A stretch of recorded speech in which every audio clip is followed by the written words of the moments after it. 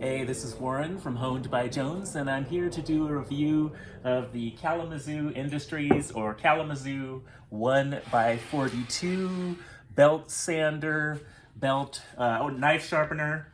I have two of these machines. Like I said, it's a 1x42. Before I get started on the review, I always like to thank people who've helped me get to where I am. So I want to thank Steven Sharpens. He's got a YouTube channel.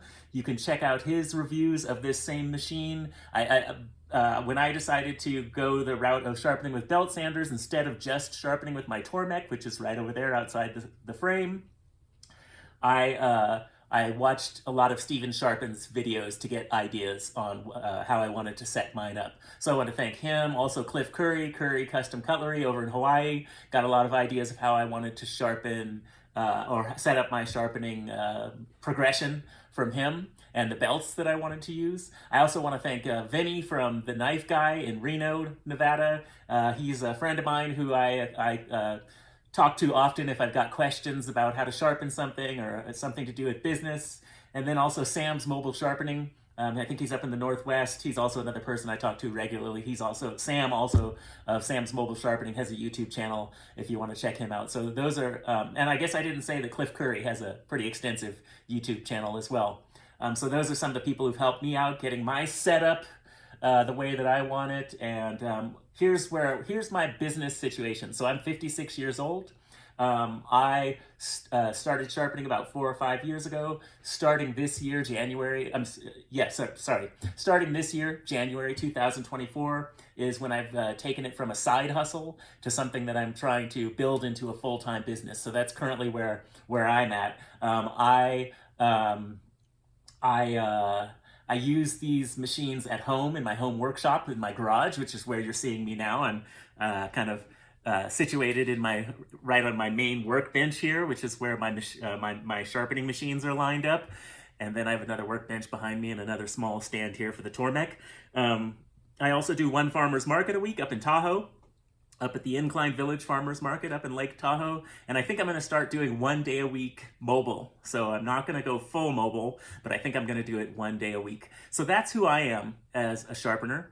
And so here's now the review of the Kalamazoo 1x42, and I'm just going to get straight to it so you don't have to wait too long in the video. I really like these machines. I like that they're simple. I like that there's no forward or reverse on this machine.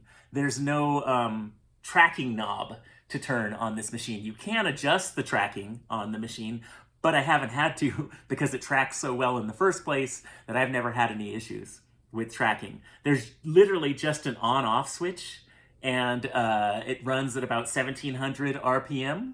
It comes stock edge leading, so it is spinning towards me. So if I'm sharpening, and let me grab a knife real quick here. Actually, I don't happen to have a knife in front of me right now, but I'm gonna grab this thing here. So if I'm sharpening on the Kalamazoo 1x42, I kind of have to bend down to get myself and the machine in the frame here.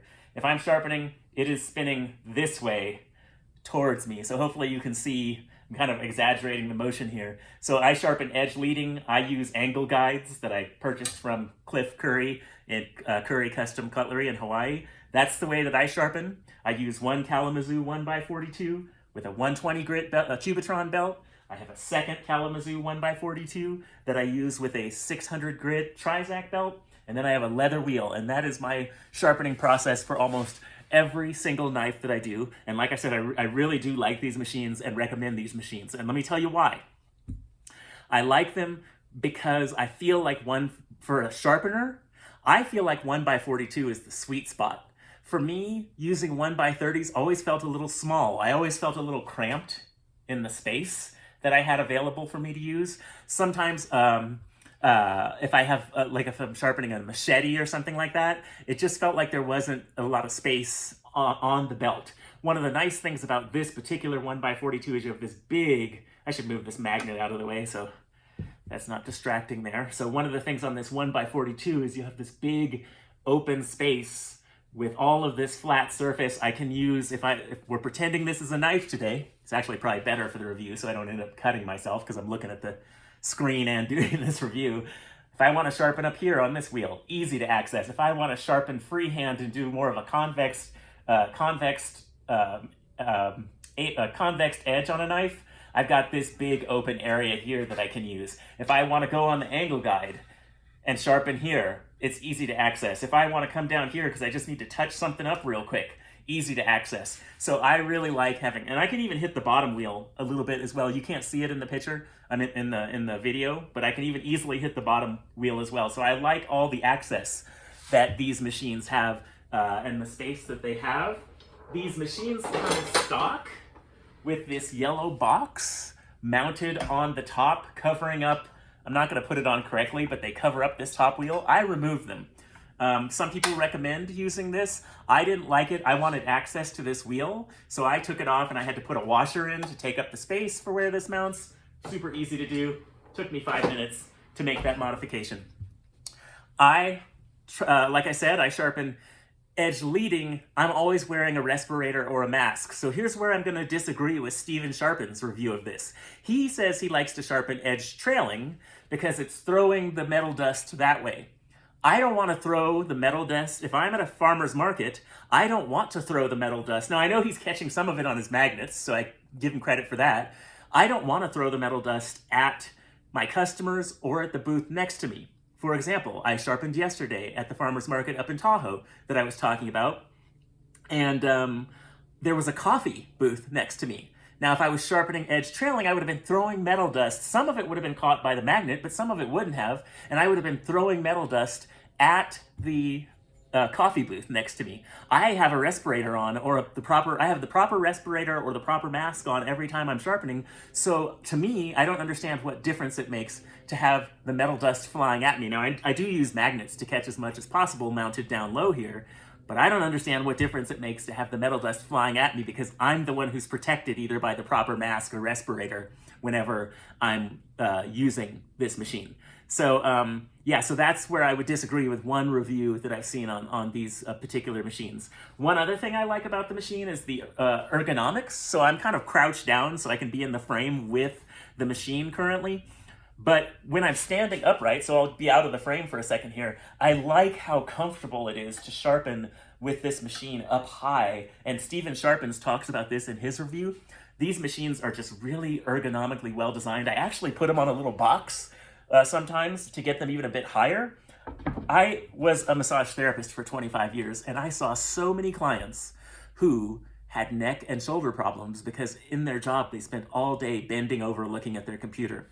Why, if you can get a sharpening machine up to the level of your eyes or close to the level of your eyes so you don't spend the whole time you're sharpening looking down like this, why would you not do that? Why not take the moments that it will take to get some kind of box or bin to elevate your sharpener so that it's closer to eye level so you're not spending the entire time doing this hurting your neck and shoulders? There's no difficulty in doing it. There's nothing mechanically challenging about lifting this up and putting a box underneath it or something, a bin, anything to get it lifted up so that it's more ergonomic for you. Fortunately, these machines are tall enough, if you have them more in this orientation, that you don't need to lift them up that high to get a really nice ergonomic position. At the end of a 3-hour, 4-hour sharpening session at a market or an event, my shoulders and neck feel fine, and I feel like that's a priority if I'm going to be doing this sharpening business for a while. So what else can I tell you that I like about this machine? I already said it was simple. I already talked about the ergonomics. I talked about the tracking. I talked about, I'm going to talk about the robust nature of this machine. There's very little plastic on it. I think the only plastic piece on this machine is this one knob here. Everything else is metal, super solid. The motor seems super well built and big and strong. There's a big fan, a big cooling fan on the side here to keep the motor cool, but I haven't had any issues with that. In my garage, I haven't had any issues with running both machines simultaneously.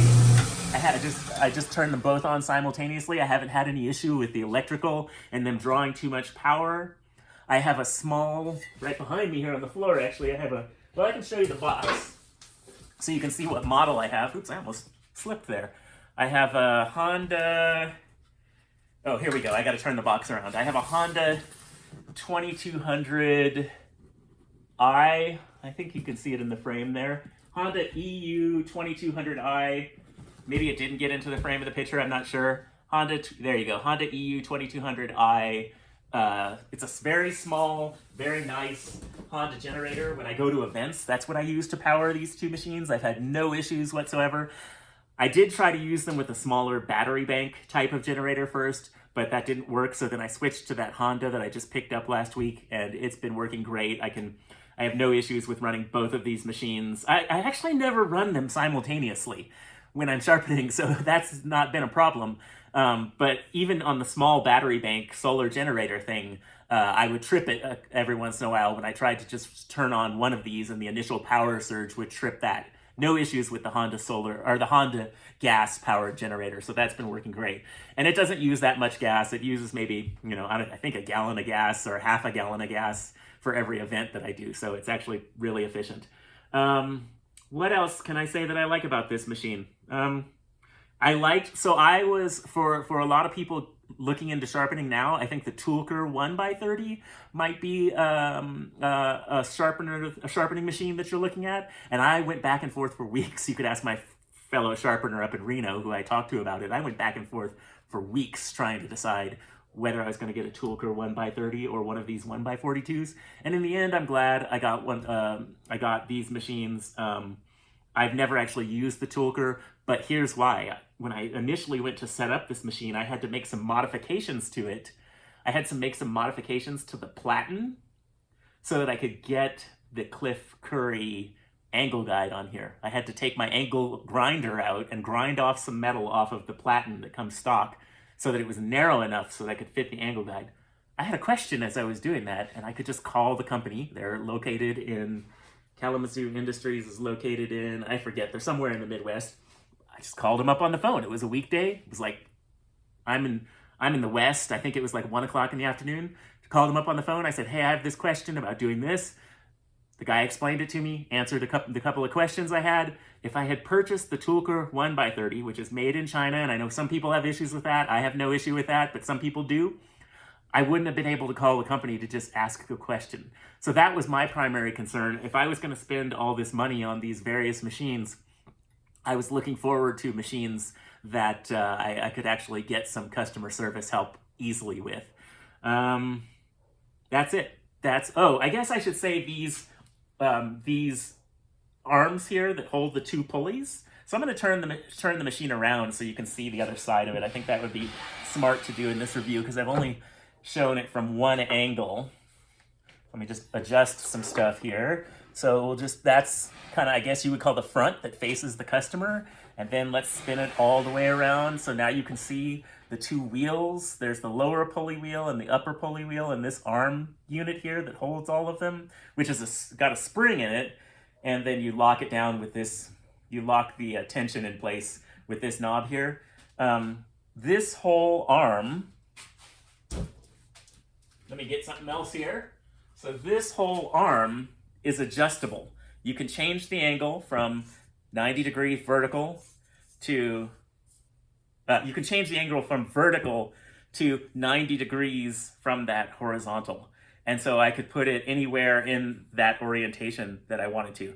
That's another thing I liked about this machine was the versatility of the ergonomics. Maybe there will be a situation where I want to lay this arm flat or I want to have it completely upright. Oh, I remembered what the last thing I wanted to say about the 1x42 was. Before I finish this review, the last thing I wanted to say is that I feel like the 1x42 for a sharpener is maybe one of the sweet spots. Like I said earlier in the review, the 1x30 felt too small. I feel like, why would you ever need something if you're just sharpening knives? I'm not a knife maker, I'm a knife sharpener. I feel like, why would I ever need something as big as a 2x4 or 2x72? Like a lot of knife makers use. But I feel like the 1x42 for a sharpener is a sweet spot. It is light enough that I can pick them up and take them places. You know, it's got some weight to it, but it's not super heavy. It's light enough that I can pick it up and I can take it places. It's robust enough that if I'm doing something, a large item that needs sharpening, it's relatively easy to do. It's got all of this space here with access to the belt. I like that the way 1x42 belts wear out slower than the smaller size belts, like the 1x30 belts or the 1x18 belts. So yeah, I give these Kalamazoo Industries 1x42s, I give them 5 stars. Now, one caveat is that I've only had these machines for just a few weeks now. So let me do another review in a year or 2 or 3 and see if I still feel the same way. I can't, this review is not a longevity review. This is more like a 1 month of use review. So far I've used these in my home workshop for the last, I'm gonna say maybe 3 weeks I've had them. I've used them in my home workshop. I've used them at several events, 2 farmers markets and then another event. So 4 events. And then also in my home workshop. So that's it. That's my review. Kalamazoo 1x42. I give it thumbs up. I suggest if you're sharpening, you take a look at these, you consider these. This particular model is called the 1S MVP. I'll try to put a link in the description. I bought mine from sharpeningsupplies.com instead of buying it directly from Kalamazoo Industries. I'm not sure why, it's just what I ended up doing. And yeah, I would recommend these machines. And if you have any questions, feel free to put them in the comments about these particular machines. And I'll let you know I'll try to make a response to those. All right, once again, this is Warren from Honed by Jones. And there's my review of the Kalamazoo Industries 1x42 belt sander, knife sharpening machine. I guess I should say one last thing, and that is if you're gonna buy this as a knife sharpener and you want to use angle guides on it, note that you're gonna have to do a little bit of modification to get the angle guide to fit on the platen. If you're gonna do what Steven Sharpens does and you're gonna, sharpen completely freehand, you won't have to make any modifications to the platen. So it was a simple modification. It took me 15 minutes to modify both machines, and it was really quite easy to do. But just note that that's a difference that you may need to think about. All right, once again, Warren from Honed by Jones. Thanks for listening, and thanks for checking out the review, and I'll catch you later. Bye.